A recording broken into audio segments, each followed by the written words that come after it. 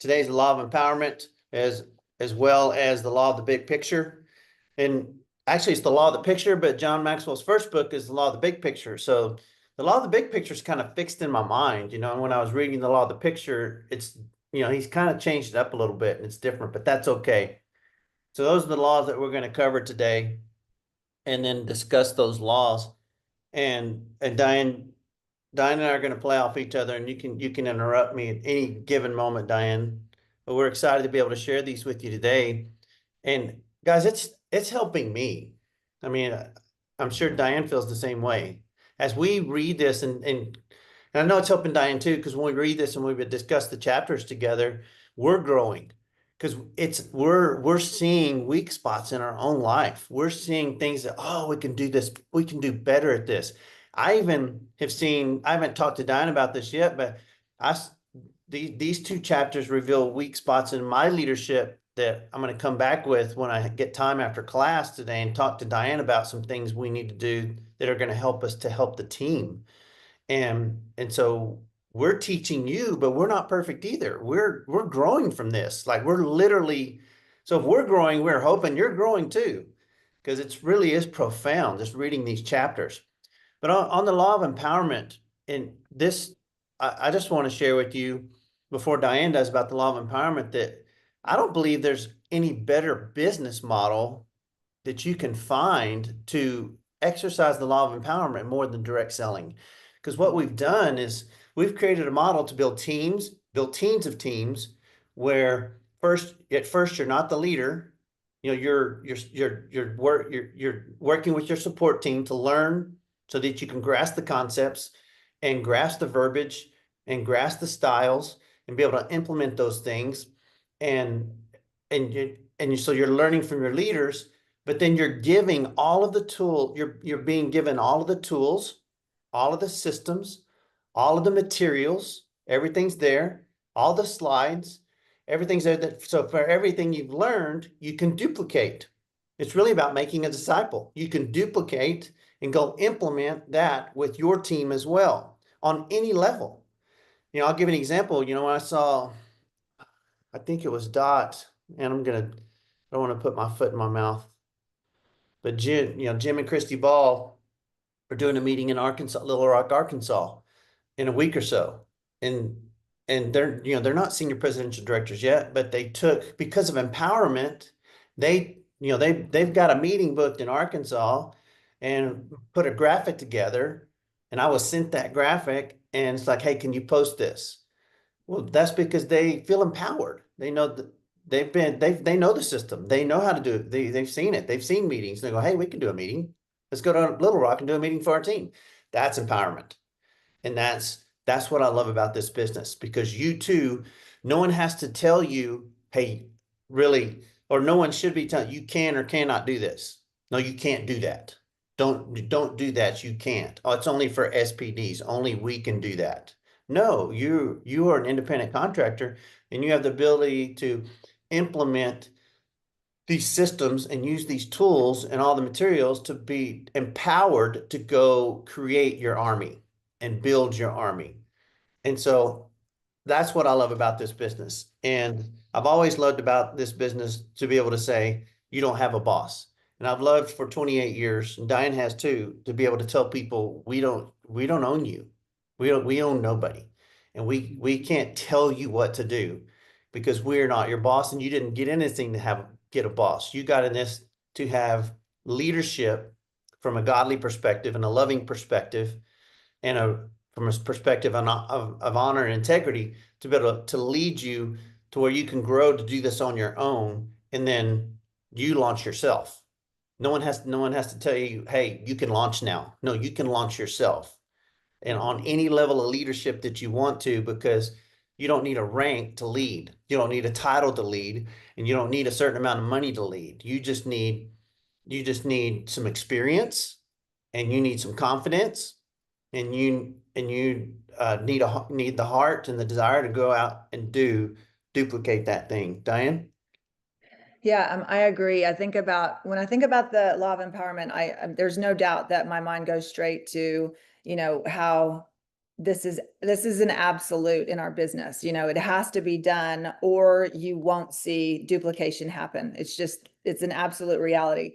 And I love how, you know, the things are in place to really make that simple for us to transfer the skill. And that's something that y'all hear a lot when you're on trainings or when you're at conferences. You know, the whole focus is we want to transfer the skill so that people can do what we do and they feel empowered to do it without us, right? And that's obviously what we always want to do. I mean, empowerment is huge, and there is no doubt the more people you have empowered, the more your team will grow, the more you will see their teams grow. I mean, that's exactly what we want, more people doing what leaders are doing, right?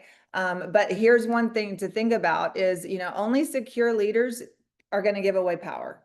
You know, just like Danny said, he keeps using, you know, we've used the word control.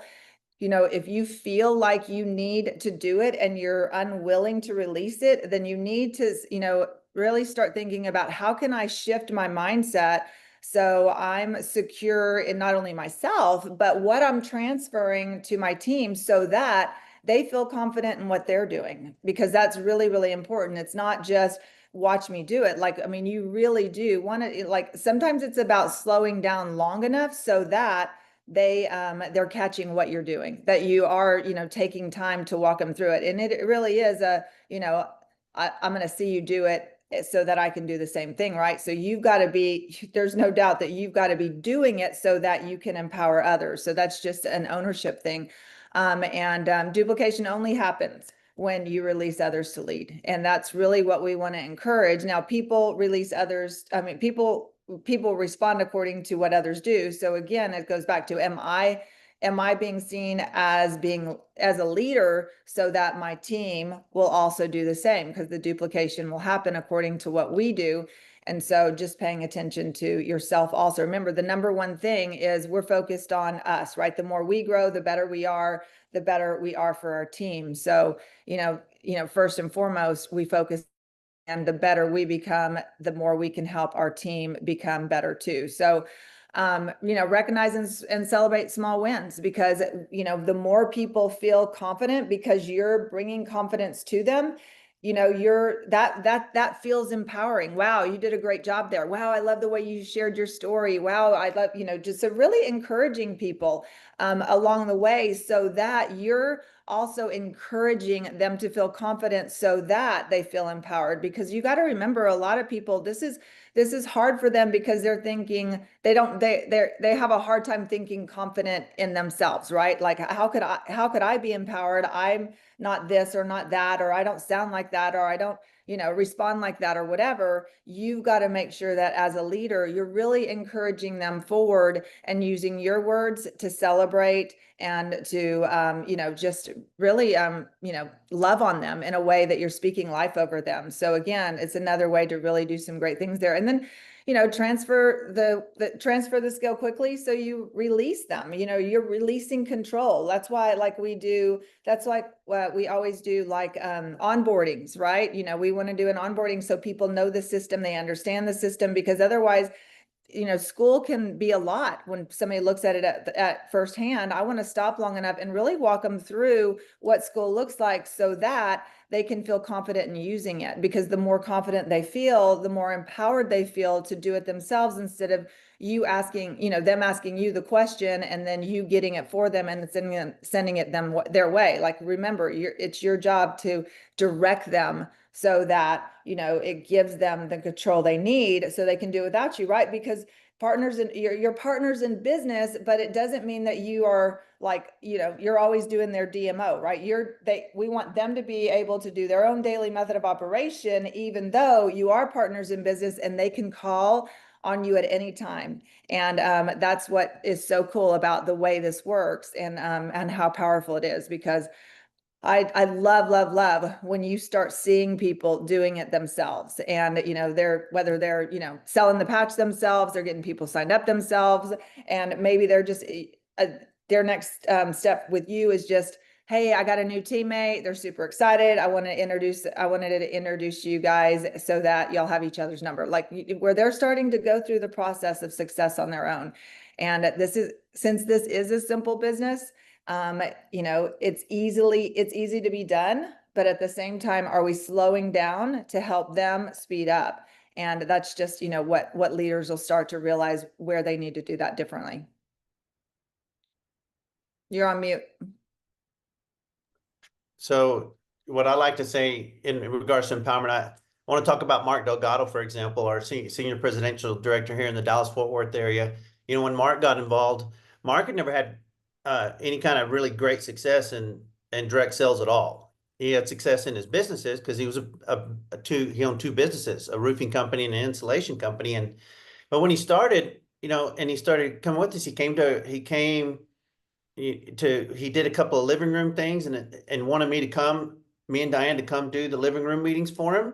And he gathered his guys and we came to the living room and did a couple of living room things for him. And then you know what? He started doing living room meetings. And if you follow Mark Delgado on social media, you never know where this guy is. Like he's in the living room of he's in like 2 or 3 different living rooms every couple of weeks, and you see him posting about it.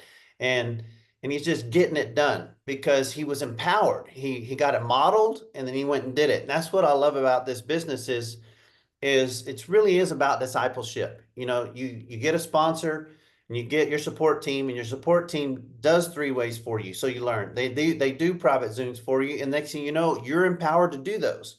And you're empowered to they do a living room meeting for you. Then you're empowered to do those. You come to you see some hotel meetings. Now you don't have to go rent a hotel room to be successful in this business. So don't get off here today and think we're trying to tell you guys to go rent hotel rooms. That's not necessary. But as a team grows and you max out living rooms, because that's the only time you'd ever get a hotel. But so in an area, you just got to max out your own spaces. Don't go rent spaces for just wasting money. But when it is time and you have that growth, you're able to do that and you're leading those things. And so that's the empowerment side. We want to see that. And it's also in Zooms, even with our team empowering, we want to see more leaders doing Saturday trainings on our team. We want to see more leaders actually being Zoom presenters. Now, I'm going to tell you as the primary leader of our team, Diane and I are the primary leaders of the Champion Makers team, and Carrie and Ricky, are actually our colleagues in that. But we're leading this. I'm not gonna sugarcoat things. I'm gonna be picky in that area because it's the whole team, not just your team. It's it's it's 20, 30 different people's teams. And so we have to steward that. So I want to make sure before I empower a leader to do a Zoom for the whole team, that leader is secure in who they are, they're confident, they're a good communicator, and they understand how to do presentations properly because it's your people that are depending on that. And if you put someone on a Zoom and you felt like someone wasn't a very good speaker, they weren't a very good communicator, they just like blew it, and now all of a sudden you're frustrated because you can't even trust the Monday night Zoom. Because you don't know who's going to be doing it. See, we have to, as leaders, we have to oversee that, but yet we want to release people at the proper time to be able to do that. So you have to understand the law of empowerment. It's not just saying, hey, go do this. You still got to get things done, and the leaders have to do what they're supposed to do. I'll give you an example. It's kind of like a football team. My background is coaching, and not everybody can play quarterback. I'll never forget in 2007, 2008, 2009, my oldest son, Cam, I coached for a year in 2007, 2008, and we had this young man named Naveed. And Naveed he was from Iran, and I mean, just one of the greatest kids I've ever coached. And everybody loved Naveed. Coaches loved Naveed. His teammates loved Naveed. Naveed was special. And he still is a special guy. But here's the thing. Naveed probably wasn't he might have been 5'9", maybe. And Naveed was kind of chunky, squatty chunky. And looking at him, if you just lined him up in school, he didn't look like a football player. But Naveed, because you're in a school of 3,000 people and you're in the middle of the DFW Metroplex with one of the best teams in the nation. So we're talking about one of the top elite high school football teams in the nation he was on at the time. And with my son, my oldest son. And so Naveed was always telling us, Coach, I want to play quarterback. Coach, I want to play quarterback. And we're just like, he never quit pestering us to want to play quarterback. But Naveed was a nose guard. He wasn't a quarterback. And the facts are, to this day, looking back, Naveed is one of the two best nose guards I've ever seen in my life. Joey Gallimore from Orange Grove, Texas was the other one. But this guy, I mean, it took two people to block him. So people had to change their entire game plan just to block Naveed on defense as a nose guard. But he wanted to play quarterback so bad, and he never stopped bugging the coaching staff to play quarterback. Well, you just got to understand, sometimes you got to run in your lane. He was empowered to be where he was supposed to be, but not empowered to be the quarterback. And that same principle will apply even in this business sometimes, in regards to doing hotel meetings and in regards to doing big Zooms, in regards to you doing stuff. You just keep that in mind, where you put the people on the bus in the right seat and you put the players in the right position on the team so that the team can advance the ball down the field. But your job is to have a thought process of, I want to empower people and put them in the right places to maximize success.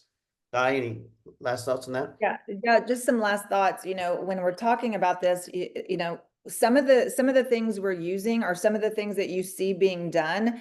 You've got to ask yourself, do I have the skill to transfer the skill? Because if I'm not, for example, doing Zooms, then how are you going to transfer the skill if you're not modeling the skill, right? So, the things that you see success doing and you have a desire to get that success, then you've got to make sure that you are conquering those also, right? So you're saying, okay, I'm gonna learn new things. I mean, and that's just the reality of what we do have to do in order to continue to move forward, because that we are growing in life, right? We are continuing to grow in life. We're continuing to come along with the times. We will continue to learn new things. We're not going to stay stuck, right?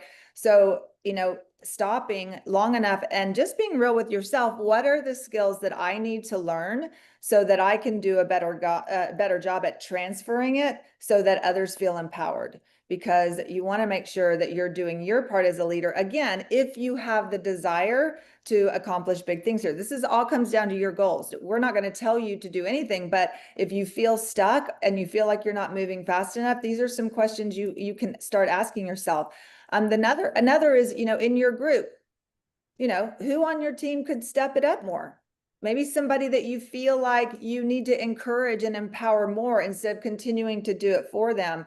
And, and always, just saying, yeah, I can handle it. Yeah, I got it. Instead of saying, hey, why don't we do this together so that next time you can do it by yourself? And just, because again, you want to do it with them so they feel confident. And then you'll see how, and yeah, it'll be uncomfortable, but that's, uncomfortable is part of it. So start thinking on your team, who do I need to help step it up? And then what responsibility can you pass to them? Maybe even this week, what can you help them be encouraged through, encouraged to do more of, encouraged to feel confident in, so that they feel empowered? So these are just a few questions to ask yourself. But yeah, some people, there's people that see things in black and white when they hear trainings like this.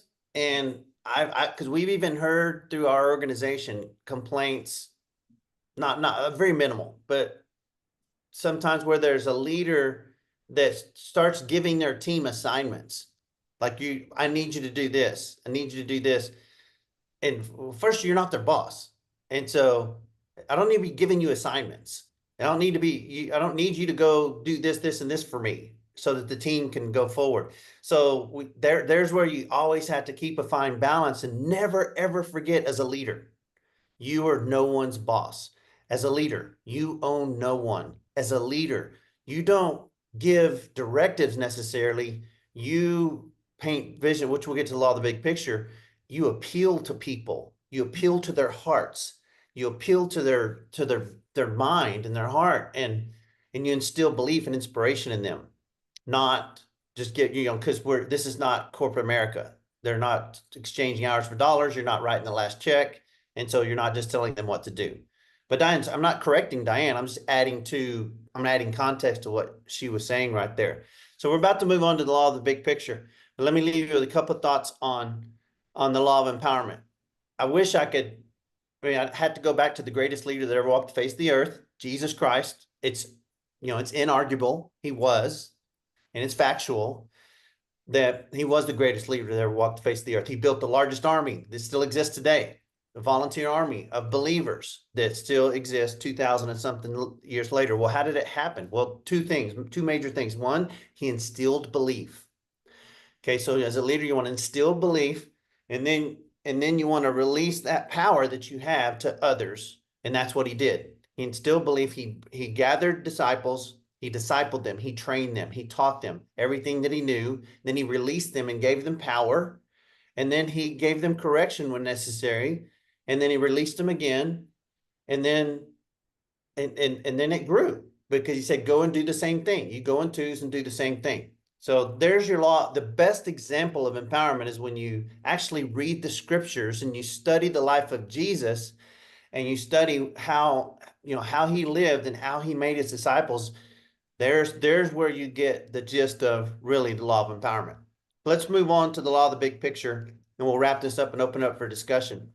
And so the law of the big picture, Diane, you want to start with this at all? No, go ahead. See what direction you're going and I'll just add on. No, go ahead. You can go ahead. Okay, so I mean, another also just another great reality of what we do here is the law of the big picture or the law of the pitcher. It's examples of just it's stronger than instruction, right? Followers imitate behavior more than they obey command, right? It's all about what we do so that others can do it. So and just a few things that come to mind as I was reading this chapter or listening to this chapter again, even this morning. We just have to be consistent. Like leaders have to be consistent, making sure that we're doing our part. What we say and what we do should align. And it, continuing to just be that constant. So it's not we're in and we're out. It's the persistent and consistent that people are looking for, because that's where the big picture comes from, and they're watching and seeing you. And then of course, vision is caught, not taught. Y'all have heard that so many times. So it goes back to us being reminded that when people see us living our mission, when they see us accomplishing the things that we, that we're saying we want to do and that we're believing for, then we're modeling this. It's something that they're starting to understand, that it is, not just words that you're speaking, but it's really something that you're living. It is the reality of your expression of how serious you are about the business. Again, you get to decide what that looks like for you, but it's just the example of, or it's to think about, like, okay, if you want your team to recruit, then you need to recruit, because people are going to follow what you do. You are setting the example. If you want them to attend events, then you've got to attend events. If you want them to work consistently, you need to work consistently. And we can't expect duplication if we're not duplicating, or if we're not, we can't expect them to work the system if we're not working the system, right? It's not, I don't know if y'all ever said that to your kids, do as I say, not as I do, as we're doing something we wouldn't want them to do, right? I mean, that's just not the way we should be living life, nor is it the way that we should be leading. So if you want people to go for the trip, then you've got to go for the trip. If you want your team to have big vision, then you've got to have big vision. I'm just trying to, set the understanding of this is all about, what they see, what they hear, what you're modeling and the way you're modeling it. So, just, again, it's always about self-reflection, asking myself, how can I become better? So I'm setting a better example.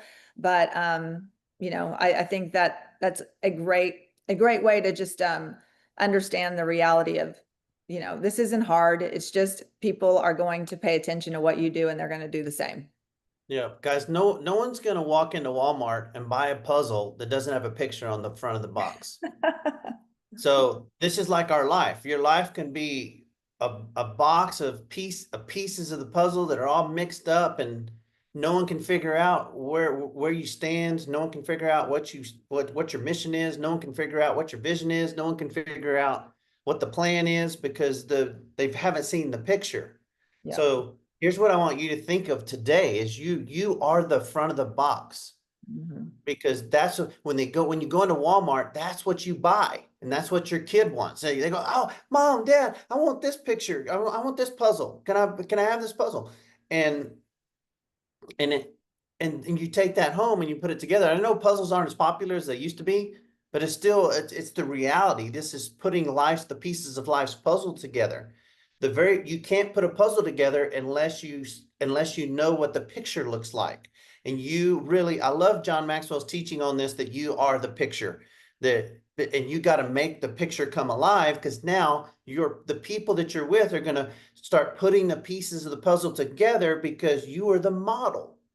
So what does that mean? Well, I love everything about page 169 of his. I mean, the whole chapter is summed up in really you giving people that picture, casting big vision. So the big puzzle box with 1,000 pieces is, here's the big puzzle. I mean, here it is, but I'm giving you the end result. So you've got to figure out, just like he says at the top of page 169, what is your mission? You want to know, you want people to know what your mission is. What's the vision? Okay, what's your big picture? In this business, you got to cast big vision. You have to paint that. Now, that doesn't mean that you lie. It doesn't mean that you exaggerate. It doesn't mean that you do things that you shouldn't do. But when I'm on the phone with somebody privately, I'm saying strong stuff. When I'm in a living room, I'm saying strong stuff. When I that I can't say on social media. Why? Not because it's wrong, not because it's unethical. It's because of trolls and regulators and idiots. I mean, really idiots. People who just want to crush you, people who want to destroy your life, that just have nothing better to do. So I'm going to be strong when I know how to be strong, and that's in person, and that's on the phone 101, and that's in a living room or in a hotel room where people don't have their phones out and stuff, where we can actually say truthful things. Well, I'm going to cast big vision. You're going to get a bigger picture of me, and when I'm in a hotel room, you're going to get a way bigger picture than what you would get on a Monday night Zoom. Why? Because I understand the law of the big picture, because that's what people want. People want big vision, and they want to follow big vision, but then you got to live it out. So now it's about, people are really going to follow the truth of that picture. Does that picture really match up to what's inside the box? Because they're going to open the box. You can't hide from the box being open. So once they open the box, they go, oh, wow, these pieces really do fit together. Oh yeah, that person really is doing this. Person really does say this, does stand for this, does believe this. They do live like this. And then all of them come together, and you can help them recreate the same thing. Yeah. And so that's the law of the big picture, is that people are really buying into you. It's kind of like the law of the buy-in also, that they're following you because of who you are, not because of how much you know. They're following you and it's really, when you think about the big picture, or the law of the picture, period, is what kind of picture do you want to paint for people? Just think about it. Like, if what do you want your box to look like? Because what box impressed you? What box impressed you? And I'll never forget, back in 1997, the box that impressed us was the founder of the company.